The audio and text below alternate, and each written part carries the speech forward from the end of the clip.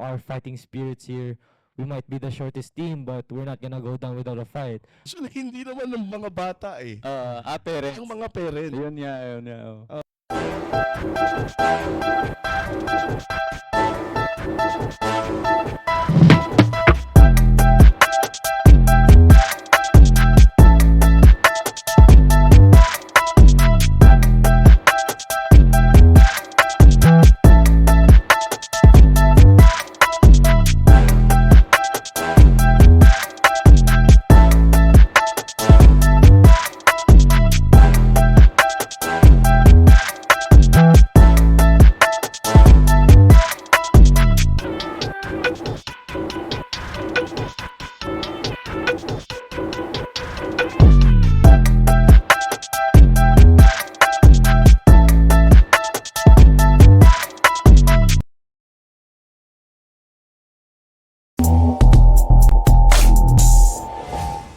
Good evening to everyone. I'm Coach Jim, and I'm the head coach of Owen Basketball Academy.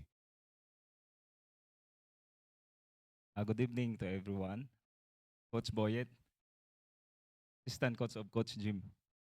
Alright, welcome. Good evening, Dennis Marcelo and top coach. Alright, well, Sino yung conceptualize nung Mowen o nung name? Actually, it all started sa friends. Barkada lang kami. You'll ask us, galing yung Moen, it came from just one day, Wednesday nights na ba. Okay. So it started that way. So, kaibigan ko. Aha. Then, yun, eventually, 8 years ago, started it sa mga kids. Pero, dyan, nag-start ako sa mga bata lang. Started like 2. Mhm. Until Mhm. now. Dumami na. Blessed na. Oh, mga ilang kids nang inaano nyo ngayon, coach? 100 na. 100 plus na. Yan. Tapos mix na to, no? Hindi lang pure Filipino. Yeah, meron na rin kaming more than 10 na other national Mhm. nagtitrain and actively play for our team. Nice. Also na National Youth Basketball. Anong We age have group, 4 coach? categories na apat. dadalhin doon. Yeah. Wow. 12 under, 14 under, 15 under, 18 under. Oh. Started it March when we participated NBTC. Because parents decided na looks okay sa mga kids. Kasi para sa bata naman Oo. to make their basketball journey memorable. Oo. Kasi looking at them, hindi naman natin masasabi na ako, parang nakikita ko sa mga players namin, wala pang 10% will make it to the big league. Mhm. Real talk lang yon. But of course, parents, they want the best for their kids. Oo. Especially sa basketball. Siyempre, ang gusto niyan sila, yung sa tinglang panahon, when galing ako dyan, naglaro ako dyan, that will be something else.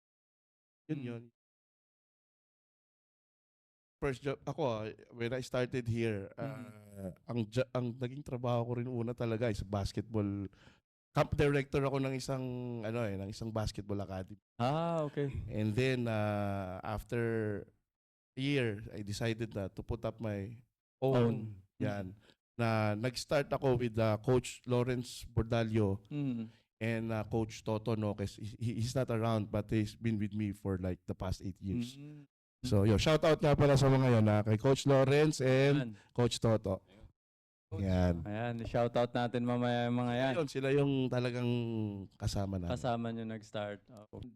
Kay Coach Jimbo talaga siya nag-start. Okay. So, siyempre, abang naglalaro yung bata, every time na naglalaro siya, andun ako. Mm. So ngayon, si Coach Jimbo, siyempre malaking tiwala namin sa kanya dahil yung skills ng bata na ipakita dahil sa mga overseas na game, especially sa Dubai League, Oo. yun, siyempre sa Dubai, ang daming magagaling na players, di ba? Mm. So, yun, yung mga bata talaga, nag-step up sila, lalo silang gumaling with Mhm. the, with the help of Coach Mm. Coach Jimbo. So, yun, naging part ako kay Coach Jim dahil nga rin sa mga bata, dahil siyempre, masarap tumulong sa mga bata, lalo na pag nakikita mo silang gusto nilang matuto sa basketball. Mm. So, yun, nakakatuwang namin si Coach Jim sa Moen Basketball. Very thankful ako kasi we could see considerably para mga volunteer coaches sila eh.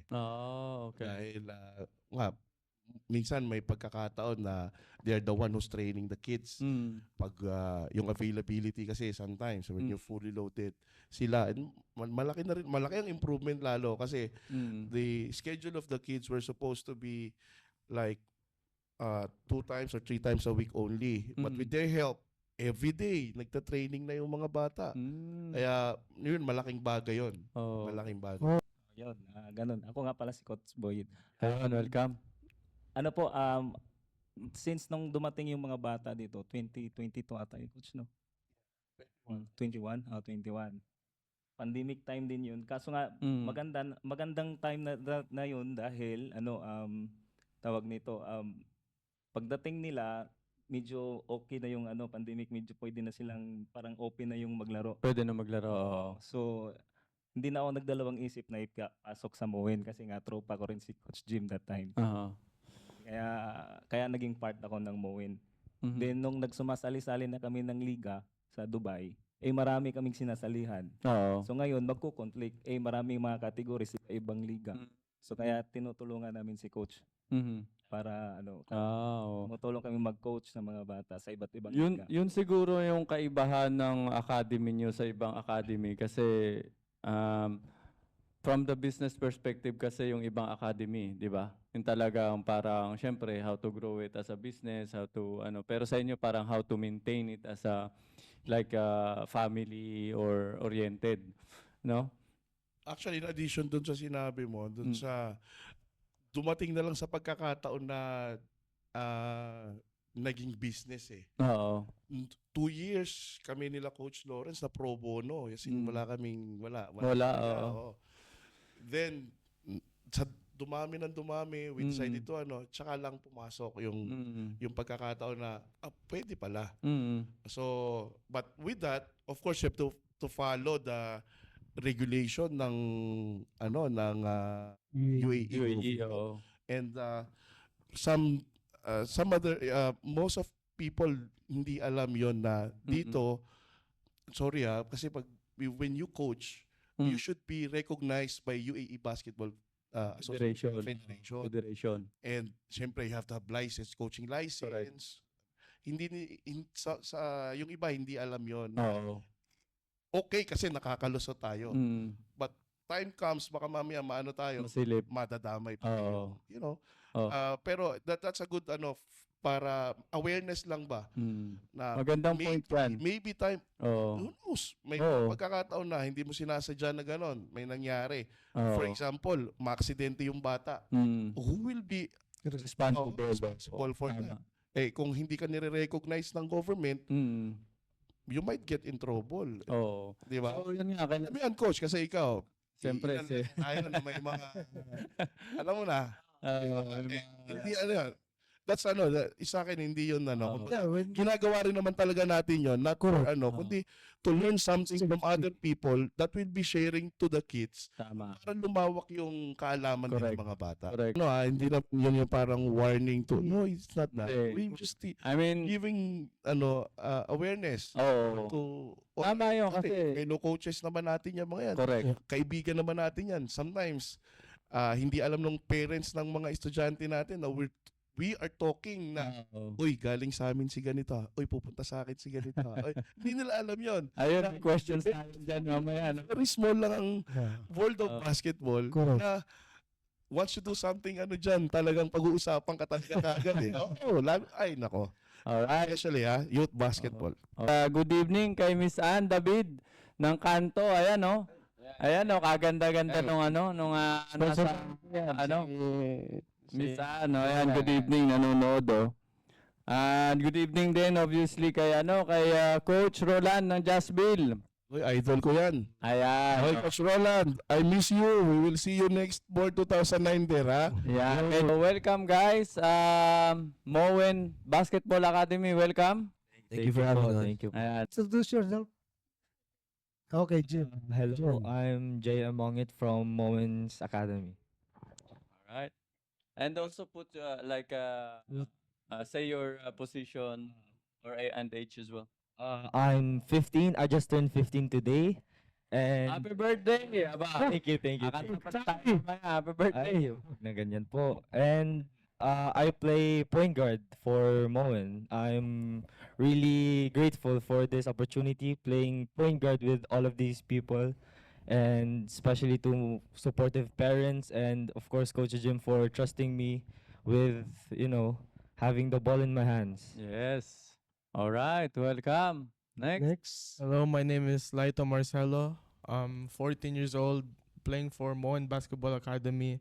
I play shooting guard and small forward, and it's a blessing playing with these players, especially since we're going in Thailand. And I love playing with this team. Everyone here is kind, and thank you, Coach Jim, for trusting us all.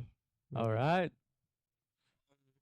Hello, everybody. My name is Salt Wasan. I'm 16 years old from Moen Academy, and I play off guard.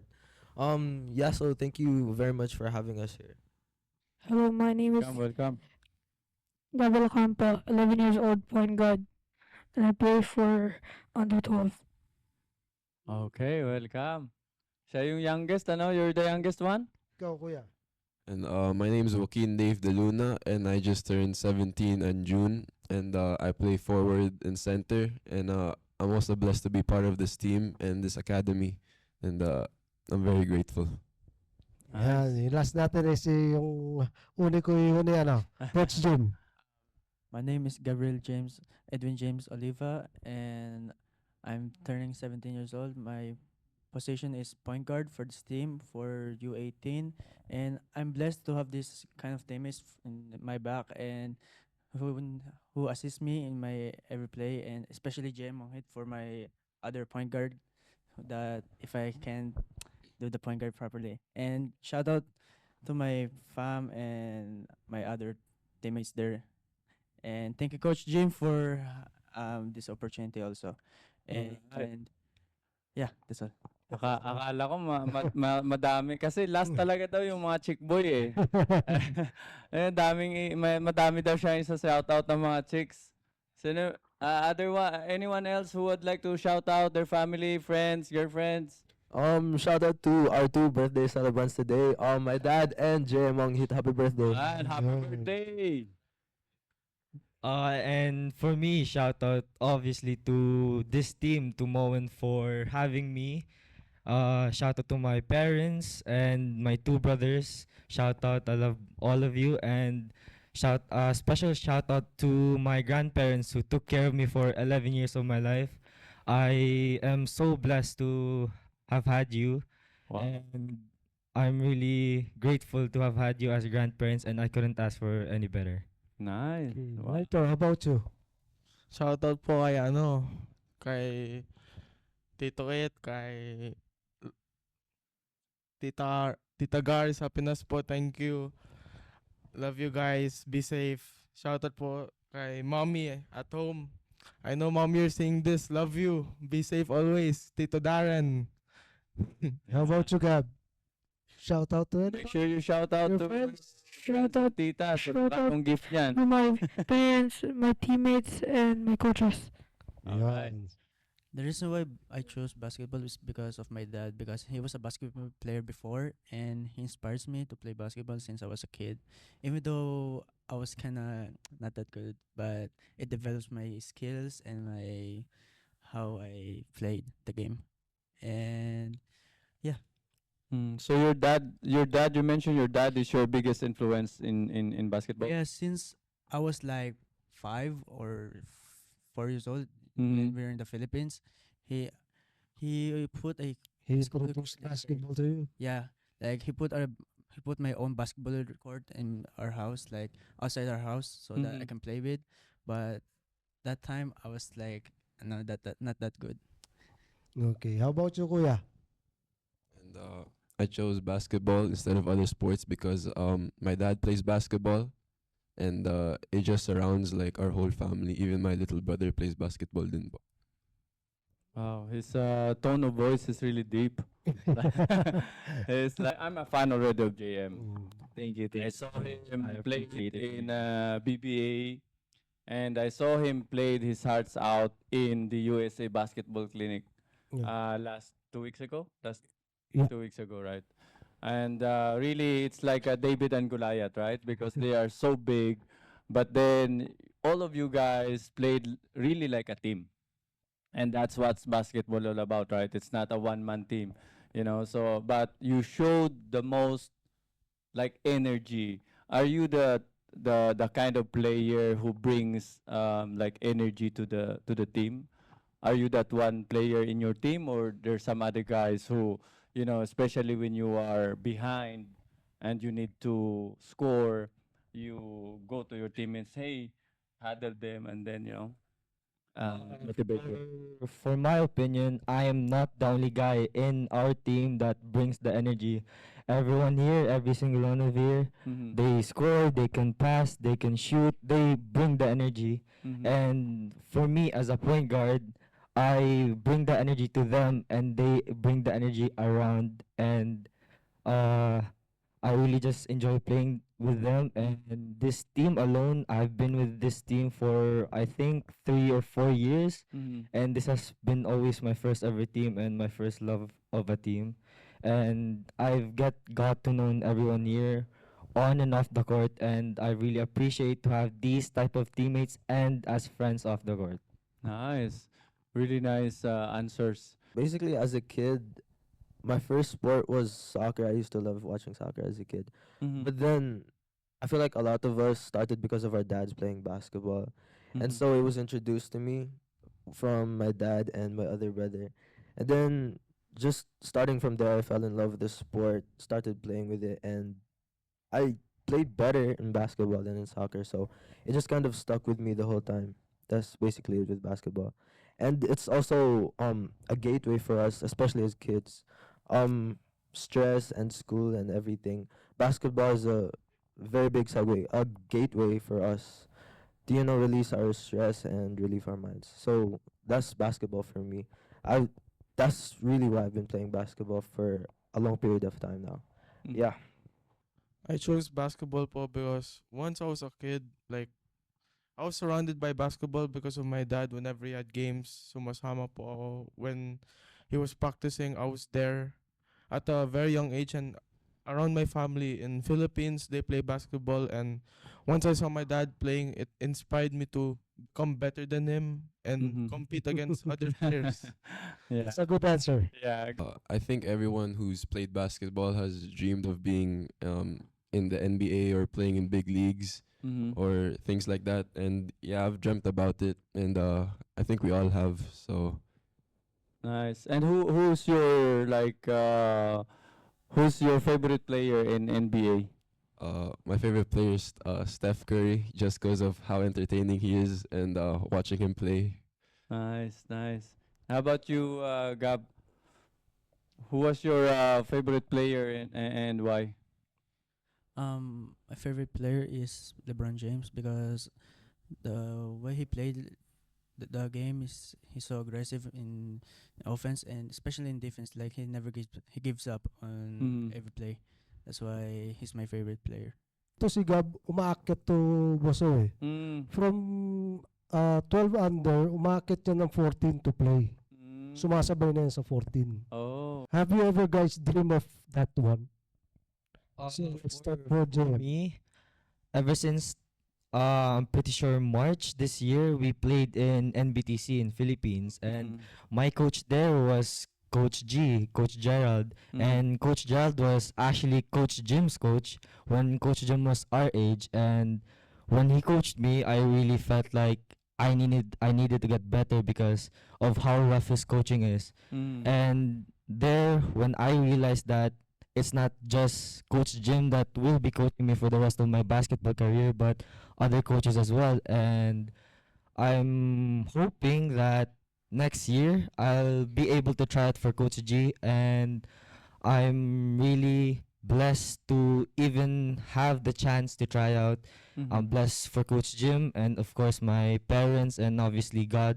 I'm very blessed to have all of them throughout my life, and I hope that the tryouts I'll be going to in Philippines, either from Manila or Cebu, I hope that I'll have a chance. Even if I'll ride the bench, I will cheer for my teammates as loud as I can. I'll fight for that roster spot on the team, and I really hope that the guidance of Coach Jim, my parents, and God, I hope that their guidance will guide me in Philippines, and that's really it.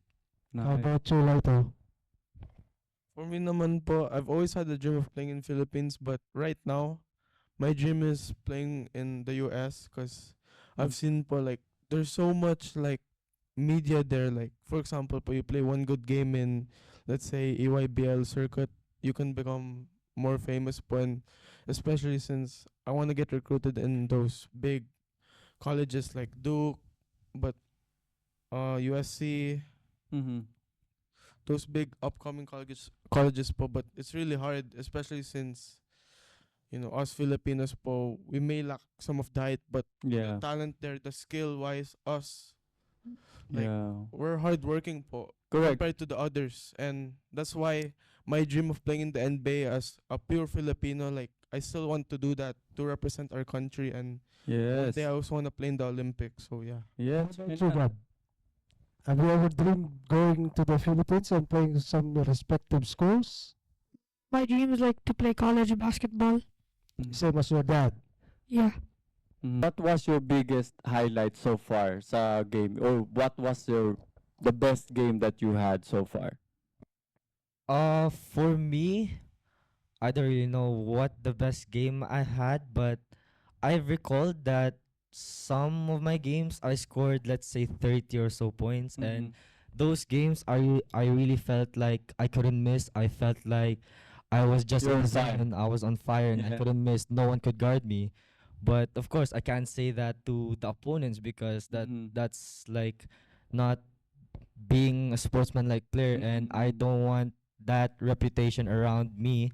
I want to be that type of player who's just a nice player, a kind player, though he might get angry at times, get mad at times, but I just want players to know that off the court I'm a really nice person. Nice. As for my teammates, I think they think I'm nice, but yeah, that's all. Yes. And Gab, what was the best advice you received from your coaches? The best advice that I received from my coaches is the study hard so that everything will be easy money for us. That's the best advice I ever had. Welcome again sa Team Moen. you. Discussion natin. So let's continue the discussion. Coach, shout out muna sa live viewers natin, 170,000 followers natin and viewers, at sa mga supporters ng 3 Point Sports Channel, at mga nakasubaybay ng parents tsaka fans ng Moen Basketball Academy. Mga coaches, di pa nag-shoutout kanina. Coaches, shoutout kayo ba? At may mga comments pala tayo, Coach. Okay, shout out sa family ko, sa wife ko, and sa mga kids, sa mom, and kay Coach Gerard. Shout out sa iyo. I love you. Ayun. Shout out sa aking my only wife na nanonood ngayon sa bahay. Danyana Lu Marcelo, shout out sa iyo. At saka siyempre yung mga tropa. back home in the Philippines sa Pampanga. Ayan, shout out si Tatang, mga kapatid ko, tsaka yung kapatid ko sa US. Yan, tsaka yung mga bayo ko yan, si Darren, si Dan Louie, tsaka yung mga taga Australia. Shout out sa inyo. Alright. Ikaw, Coach. Okay, shout out din sa aking asawa, sa aking dalawang anak, pangatlo. Sa bahay, shout out din. Coach, kasi medyo unahin to eh. Nabi, Muntik naging dalawang asawa. Chino. Ayun, shout out sa May MTRCB tayo dito. Muntik na. Muntik na. Hindi, tsaka shoutout din sa mga kapatid ko sa Pilipinas, pati yung mama ko. Shoutout sa inyong. One of the challenge lagi sa coach is how do you manage their playing time? That's a good question, ha. From the beginning, kasi we have this core of players, 5-6 players, good players na. And yung mga sumasali na, coach, can we join the ganyan? Yeah. Doon medyo nalilesen yung playing time nila. Now, technically kasi, when we talk about playing times, we're talking about 200 minutes divided by number of players. Okay, kung halimbawa, 12 kayo o 10 kayo, so we're talking about 20 minutes per player. So, doon kami nag-uumpisa. We explain to them that this is the number of playing time that you're going to be used in the game. And of course, yung iba, yung not so skilled players, you have to make them understand what's their role in the team.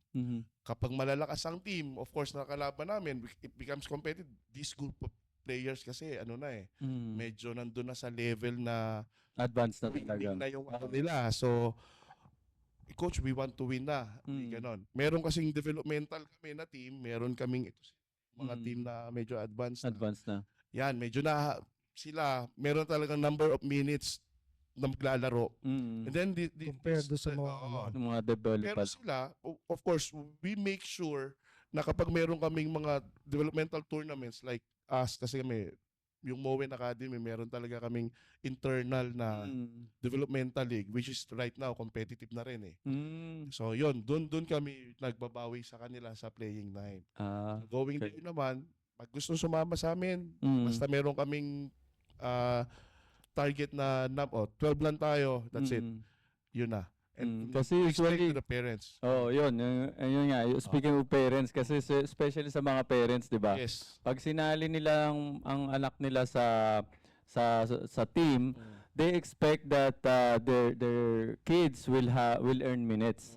But as a coach, we know that you should earn that spot. It's not given. Oh, that's the challenge talaga, especially in youth basketball na kaya nito, isang academy, isang club, which parents are paying. Yes, correct. And that's the number one consideration, yung nagbabayad yung parents kasi kung school lang to and we are like, okay, yung coach, ako, I don't care kapag may toyo ka or may attitude problem ka. Kahit star player ka, bangko ka. Ko pa yung card mo sa harap mo, get out of the team. Pero since ganun nga, academy at nagbabayad ang mga parents, always consider everything. Yes.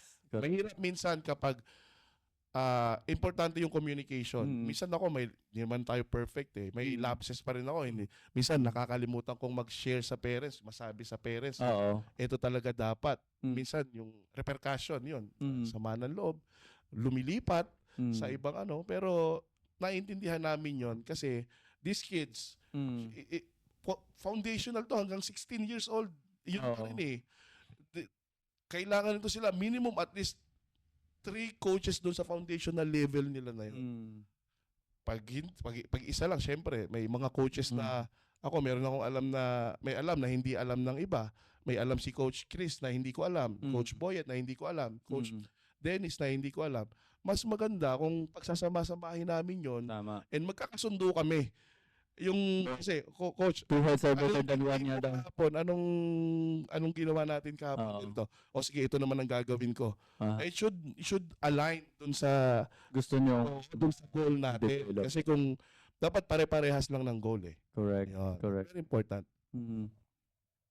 Tapos dun sa coach, about kay Coach Dennis.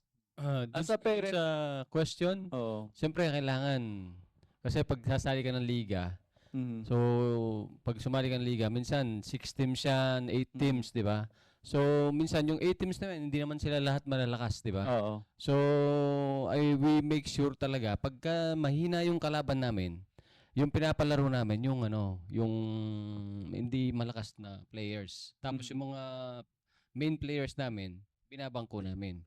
So, siyempre, pagka pumunta na kami sa quarterfinals, like sa mga Jazzville, So far naman, hindi pa natatalo sa Jazzville at saka sa PEBA mga to. Lagi silang champion eh. Nice. So, we make sure na yung mga players namin, na main players, pagka may hina yung mga kalaban, no coach?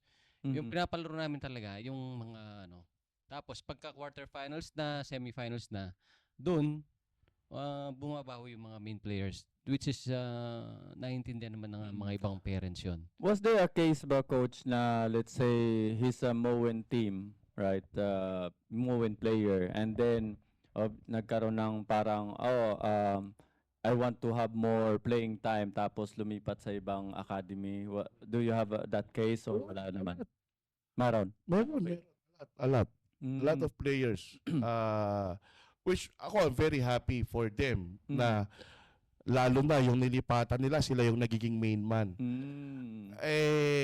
For me, it's ano yun pride dahil tsaka nakita mo na you've been part of that kids journey, tapos nakita mo nag-i-excel siya doon. Oo. Di ba? Kumbaga, Yeah, their patak success- mo pa rin yeah, kasi yun eh, exactly. di ba? Yung success nila kasi, little that they know, that their success is our success. Their failure is our failure. Correct. Ayun, ganun Yan, po. yun ang maganda. Kaya, maganda yun. Maglalaro sila doon, sila magiging main man doon. Masarap sa pakiramdam Makita Proud pa mo. ako sa kanila na Oo. ganun ang nangyayari po. Talaga mga players na hindi nakakalimot, 'di ba? Meron namang mga players na masasabi natin na pag parang lumaki na yung ulo, 'di ba? Parang Actually, hindi ang pwede ba yung sabi? Pwede naman siguro, no? Actually, hindi naman ng mga bata parents. Ang mga parents. Yun nga. Ang mga parents. Siyempre, tayo, ang gusto lang natin maging masaya yung anak natin. Which, as a parent, yes. Kung umpisa ka pa lang na coach, hindi mo maintindihan, lalo na kung ma-pride ka. It goes with the training mo din Yung tagal ng ginagawa mo yan, yung inaaral mo, tapos tinuturo din ng mga nagiging mentor mo sa'yo na dumadating talaga yan kasi nangyari na sa kanila. So, be ready on that. May mga parents na ganito, parents na ganyan. So, we are ready dealing with those kind of scenario. So, ngayon, hindi naman may nangyayari. Pero the good thing is you know how to handle it. Yes. And pinaka-importante is you respect each other. Di ba pagkatapos meron tayong disagreement na ito kasi this is the way I want our academy to run, or our program to run. If it will not fit you or hindi talaga okay sa'yo, you're free. Tayo naman ay may freedom of choice. Correct. Di ba? So, Wala samaan ng loob. All we want is the best for our kids. Tapos wala tayong pag-uusapan. That's it po. Would you say na height was the biggest disadvantage at the time or Well, actually, we know the team. We're ready for them. Okay. So, sa age kasi bracket na to, mga 15, 14, okay pa kahit mas matatangkad pa sa kanila yung kalaban nila, okay lang yan. Kasi, pero when they reach that 16, yan, medyo iba na. Factor ang height, yeah, maybe, pwede. Breaks of the game, pero yun yung masasabi ko. Breaks of the game. We lost JM third quarter because of foul trouble. Correct. We lost our big man, si Nunez, early in the fourth. So, but hindi ko masasabi dahil we missed free throws and we missed that very crucial last shot of AK. Wala siya dito pero yung last shot niya sa corner, crucial mo yun. It might have, di ba? Shift the momentum. Game, yeah. Shift the momentum. So, ganun pa rin. We take it as like that lang. We learn from it. Kalas. Yes, correct. So, sa mga si JM siguro, si JM yung ano yung mentality mo doon nung especially sa mga ganung game pagka nakakalaro mo is malalaki or obviously parang known NBA junior sila, di ba? NBA school? Yes. NBA school. So what's your mentality? Kasi nakita ko talaga on fire siya I mean yung energy nandun. What's your mentality going into each game or to a very important game? For each game and those type of games, my mentality is, of course, to always win and to always fight with everything I have. And as a quote from, let's say, all the Filipinos in the world, Gilas Pilipinas, like Yes. that. And of course, I have to take it by blood also, because I'm pure Filipino. And with those type of games, especially when we're like, let's say against like NBA school, like those type of big schools, of course I have the mentality to win, and I don't care how tall you are, how fast you are, how good of a shooter you are. I'm gonna beat you. We're gonna beat you, and I know that me and my team are capable of beating those type of dudes. And we kind of showcased that we could beat those type of dudes on, I'll say, one of the hardest championships we've ever won in, let's say, our run in Moen, and it was against Al Riyadi U14. That game was our last game before we headed off to Philippines, and we were against this ginormous 6'5", I'm pretty sure, dude, and our tallest player was 6 foot, and we just, our first quarter was so amazing. We had like, what, 20-point lead in that Wow. game, 25 even, and it was just that first quarter alone changed the momentum, and we knew we could win this. We knew we could pull this off, because we came off a heartbreaking last season also. We lost to the championship. That was really heartbreaking, and we just knew we had to bounce back. We just needed key players to step up, and we needed that one player, that 6 foot player in Nunes. Shout out to you.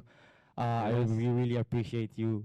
We really needed you that game, because without you, we wouldn't even be in the championship. You were the best player in semis. I think you had 8 points, but within those 8 points, you had 20 rebounds for the team. Wow. And that's what I really like about you. I love about you, because you don't care about scoring the ball. You don't care about highlights. You care about winning for us, and that's what Moen is about. We win for each other. We play for each other. We fight for each other, and that's really why I love Moen. And because of our fighting spirits here, we might be the shortest team, but we're not gonna go down without a fight. Like you said, we lost in the USAB game in against NBA, and if we would have won that, we could have won to the finals. And by just watching that finals, we could have pulled it off, and we knew we could have won that finals because of our opponents. We played our opponents also. So yeah, that's all. Wow. That's really rich, very rich answer. Very profound answer to the question. I like his mentality really, coach. Like siguro yun nga aside from conditioning siguro no. It's the advice na binibigay natin on top of the conditioning. Pero nakita ko din, speaking of conditioning, yung conditioning nila grabe. So, what kind of conditioning ba, coach, ang ginagawa nyo sa team?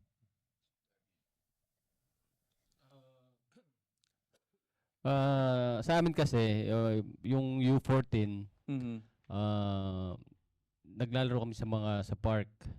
So, yun, pinapatakbo namin sila doon. Tapos, nagtitraining kami. Tapos, aside of that, mayroon kaming mga dayo, sere na ginagawa ngayon, mga U14, mga Other U16. academies? Hindi po, ano lang, Moen lang. Moen lang din. Moen lang, Okay, oo. okay. Mahirap mag-train ng ibang academy. Tapos, ito po yung anak ko. Ito naman, so, since na may court kami sa bahay, so every evening po, yan, nagdi-drills din siya. At ganun din po siya mga bata dito. But mostly naman po talaga pagka Tuesday, Thursday, nagte-train kami yan sa mga park. Tapos conditioning. Opo. Especially pag may mga game kami na paparating, may mga finals na paparating. Yun po. Speaking of conditioning, what's the hardest part of training or practices?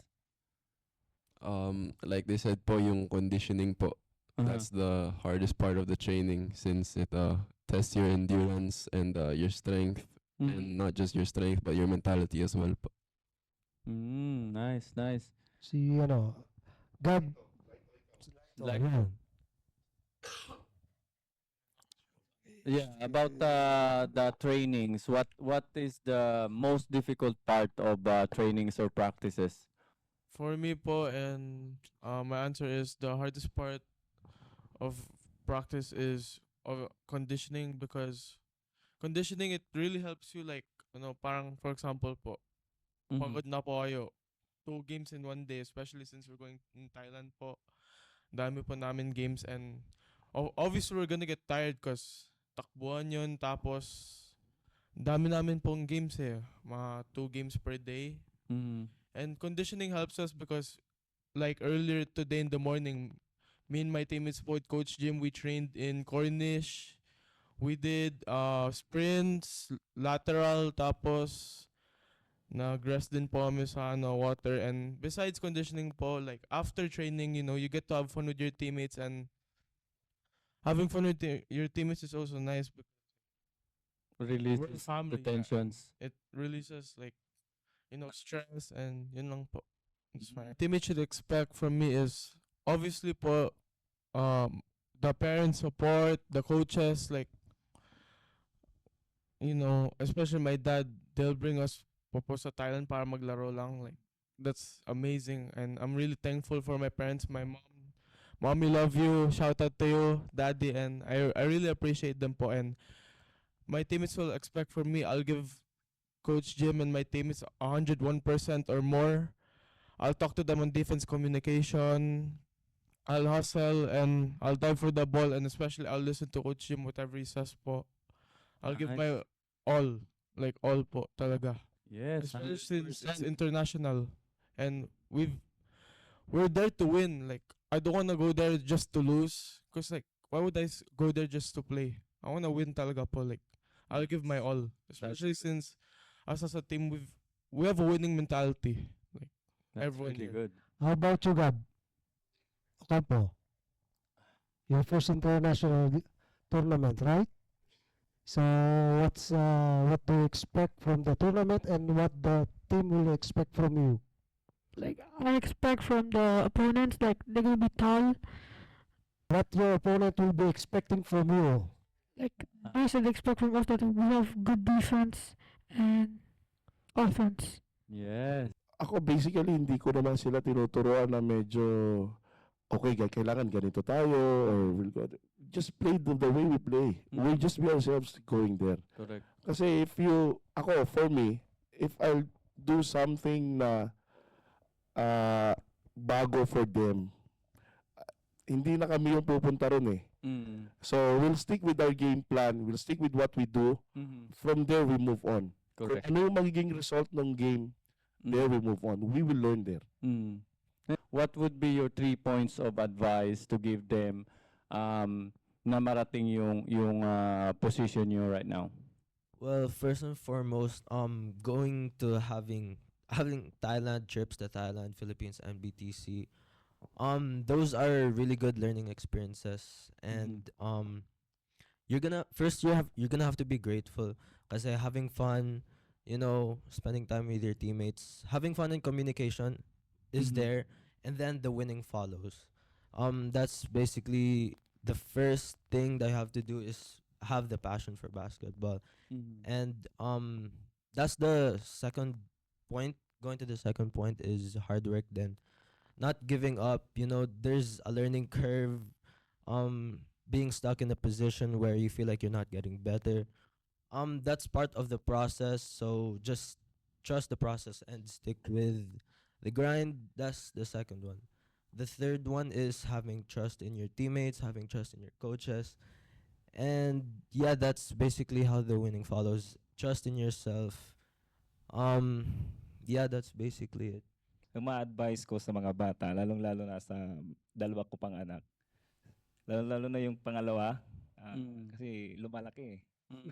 Lagi ko siyang talaga sinasabi sa kanya na may galing na siya . So kailangan mo lang talagang magtiyaga. Tiyagain mo lagi, mag-jogging ka pag may time. Wag mong hayaan yung oras mo na nasa ka lang, nakahiga. Kain, higa, ganun lang. Kahit wala si daddy, gawin mo kung ano yung inuutos ko sa'yo. Gampanan mo. Kasi para sa'yo yan. Tama. Wala namang ibang mag-i-earn yan kundi ikaw lang din. Magbe-benefit. Magbe-benefits, hindi siya lang din. Correct. Sa mga coaches na who would like to follow your success as an academy? Number one, be yourself. Mhm. Kailangan ikaw lang. Yung Baka ano yun, totoo. yeah, yun. And secondly, have compassion. Mhm. Okay? And siguro yung third is in every decision you make, Mhm. dapat laging yung best educated decision, laging ganun. Mm. Hindi ka magkakamali. Mhm. Pag yung tatlong yon medyo ginamit mo.